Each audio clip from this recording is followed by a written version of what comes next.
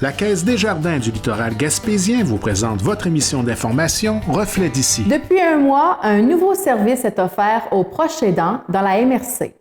On se rend au Centre d'action bénévole Gascon-Percé rencontrer Michel Langelier, intervenant psychosocial, qui est au cœur même de ce nouveau service.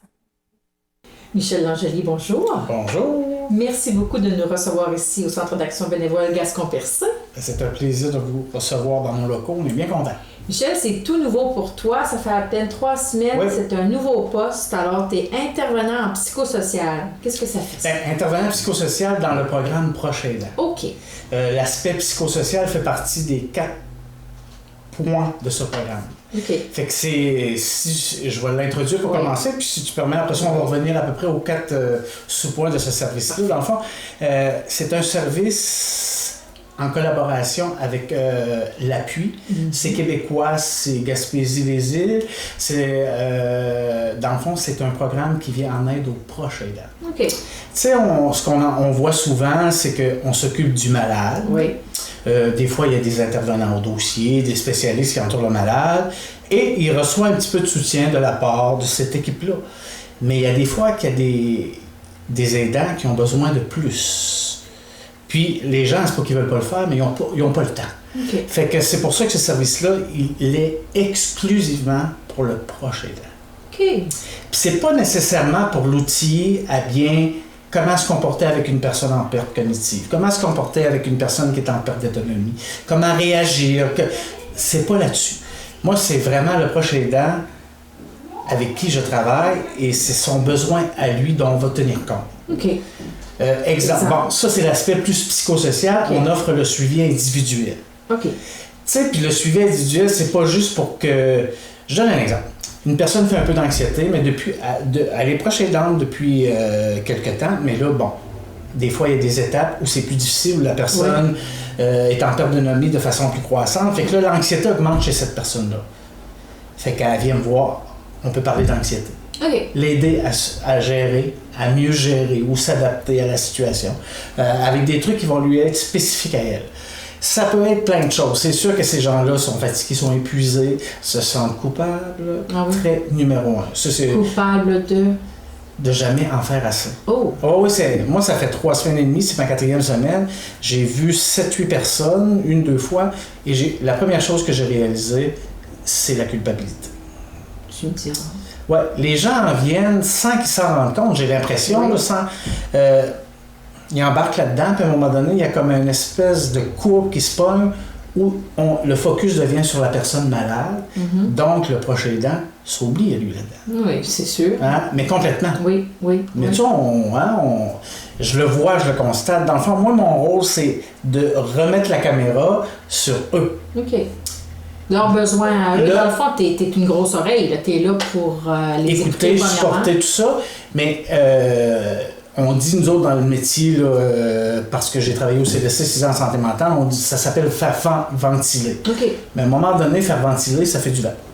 Fait que oui, c'est important au départ, mais à partir de ça, on essaie de mettre la personne en action dans le sens qu'est-ce que je peux faire pour améliorer un petit peu mes affaires? Là?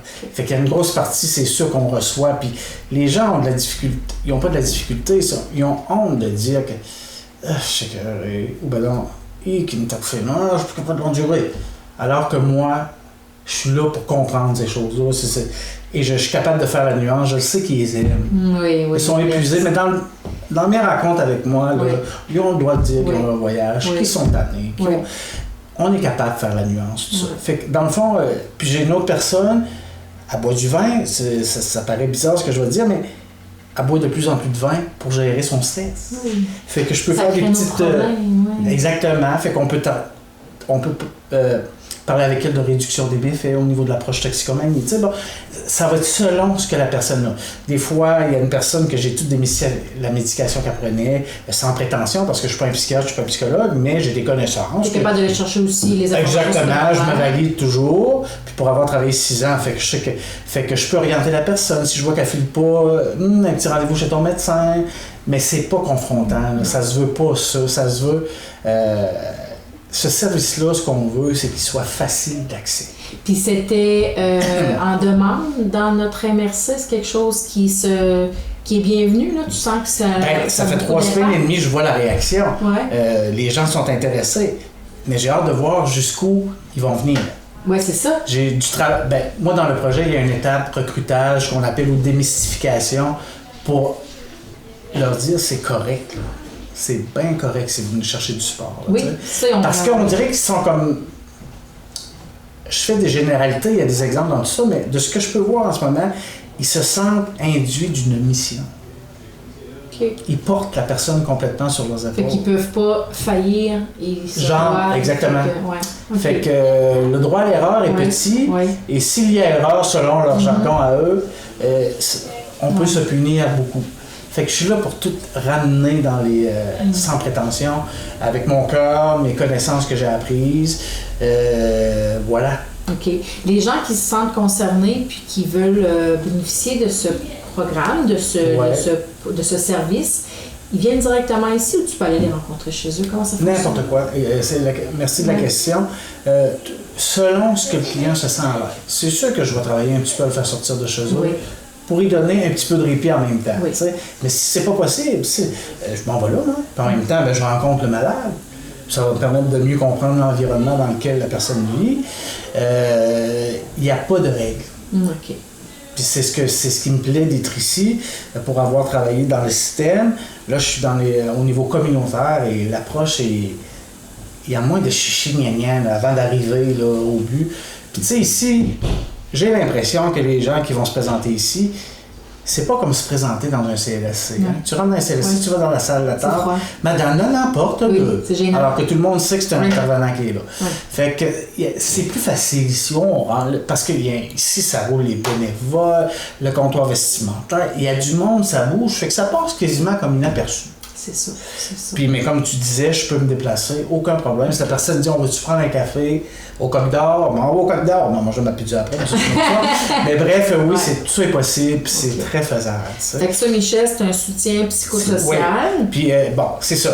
Il y a ce service-là, mais il y en a 4. Bon, il va y avoir beaucoup de séances d'information aussi, parce que souvent, les gens sont comme...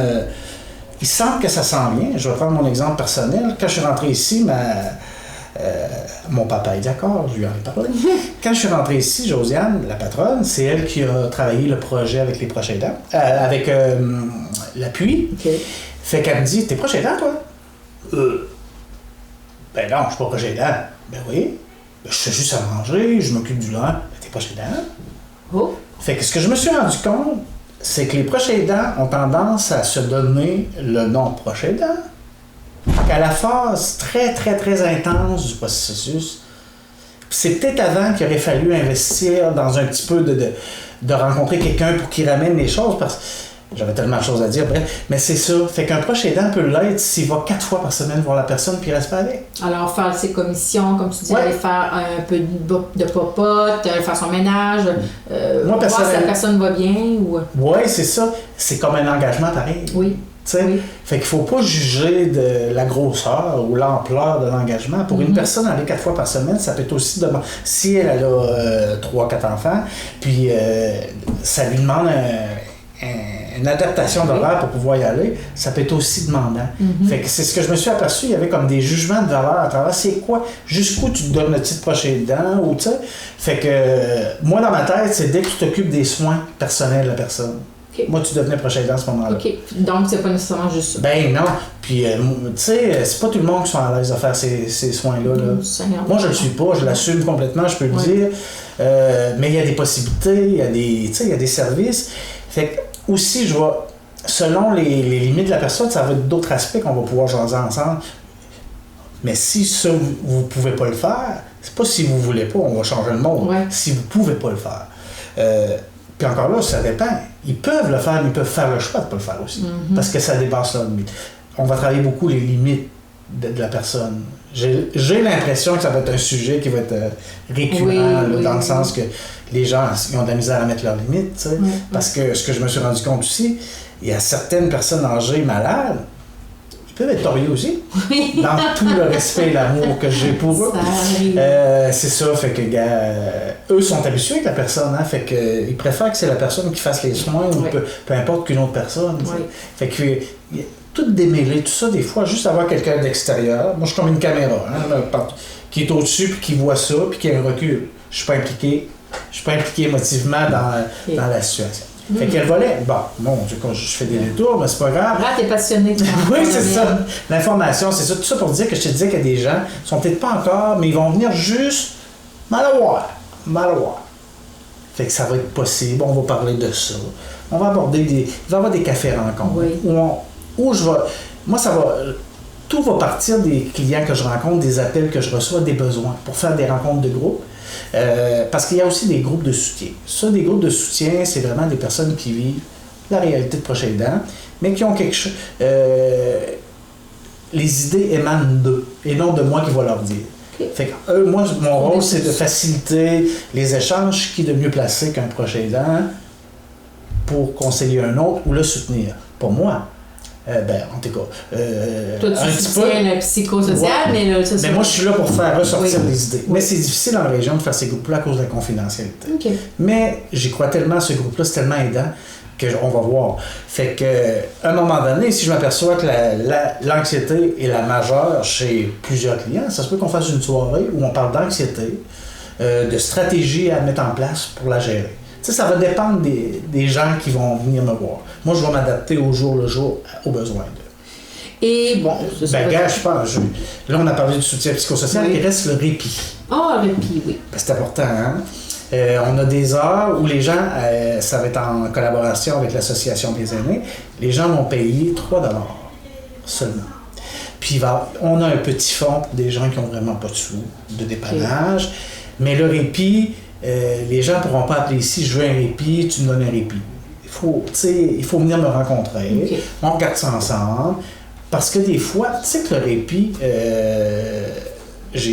l'appui m'en a parlé, tout ce que ça fait, favoriser le sommeil. Fait que c'est le résultat immédiat, c'est favoriser le sommeil. C'est déjà énorme. Mais tu vois, moi j'ai vu quelqu'un 3 rencontres, puis c'était la 3e rencontre, j'ai fait « Hey, vous allez plus faire vos commissions, plus de souper de femmes.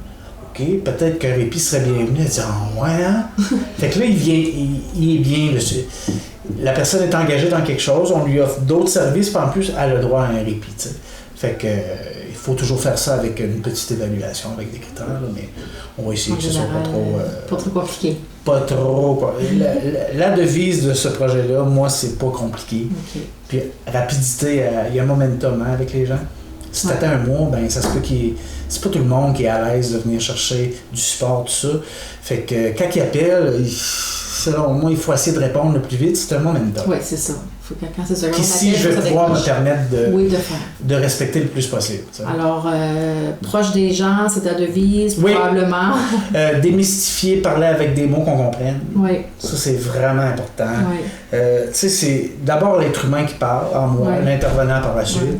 Puis, mon but, c'est si je peux faire un peu la différence, une parenthèse de différence dans la vie des personnes, j'en serais plus que... À l'approche des fêtes, quel message tu as le goût de dire à ces gens-là? C'est une bonne question. Hein? J'aurais le goût de leur dire, n'hésitez pas à venir chercher du support parce que je pense aussi là, dans mon petit 3 semaines que j'ai vu, il y a des tabous.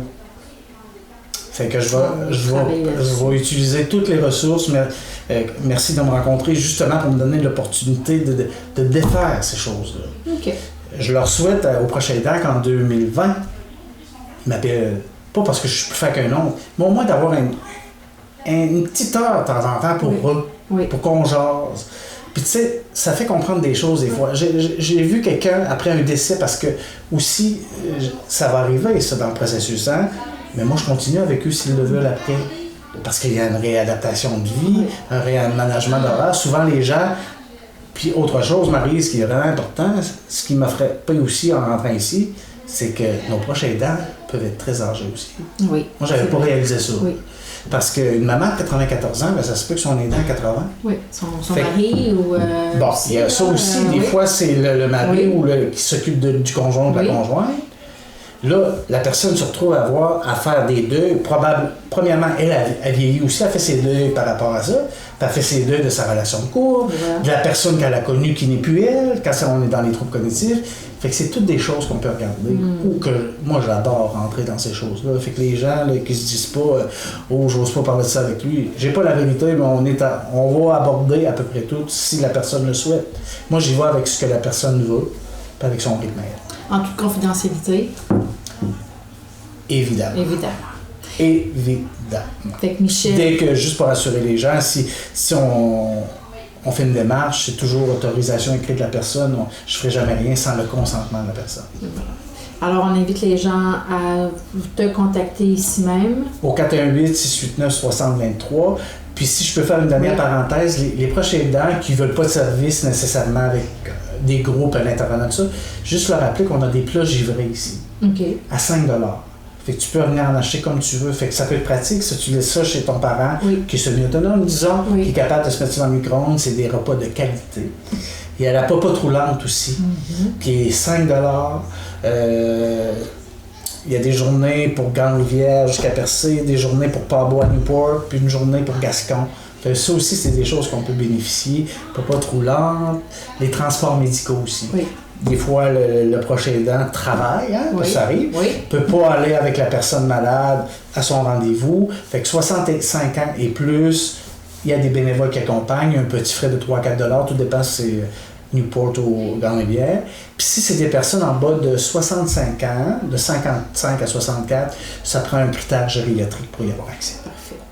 Alors, si appelez ici, même si vous oubliez mon nom, appelez, demandez la personne qui s'occupe des proches aidants. Ici, on travaille en communauté aussi. On va se retrouver, on va se revoir, Michel. J'espère bien. Oui. Merci, Marie. Merci. Merci beaucoup.